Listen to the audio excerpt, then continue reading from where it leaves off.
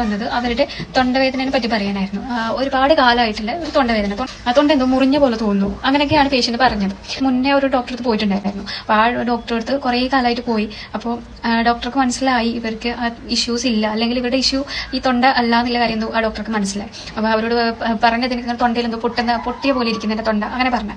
അപ്പോൾ ആ ഡോക്ടർ ഇവരോട് കുറച്ച് ഷൗട്ട് ചെയ്ത് തന്നെ ചോദിച്ചു, നിങ്ങൾ തൊണ്ട പൊട്ടിക്കിടക്കുന്നത് നിങ്ങൾക്ക് കാണാൻ പറ്റും, പിന്നെ നിങ്ങൾ എങ്ങനെ അറിഞ്ഞത് തൊണ്ട പൊട്ടിയിട്ടുണ്ട് എന്നുള്ള കാര്യം അങ്ങനെ ചോദിച്ചു. അപ്പോൾ അതും കൂടി ആയപ്പോൾ പേഷ്യന്റിന് നല്ല ഫീലായി.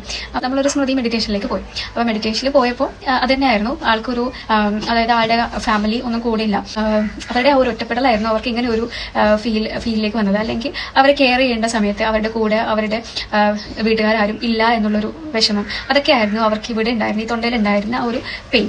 അത് എത്ര മരുന്ന് കഴിച്ചു കഴിഞ്ഞാലും ആ അസുഖം മാറാൻ പോകുന്നില്ല. കാരണം അവരുടെ ഒറ്റപ്പെടലില്ല ഒരു ഫീലിംഗ് മാറാതെ അവരുടെ ആ അസുഖം കംപ്ലീറ്റ് ആയിട്ട് മാറാനേ പോകുന്നില്ല. അപ്പോൾ നമ്മൾ ഈ ഒരു മെഡിറ്റേഷനിലൂടെ അത് തിരിച്ചറിഞ്ഞു കഴിഞ്ഞപ്പോൾ തന്നെ അവരുടെ ഒരുവിധം അതാണ്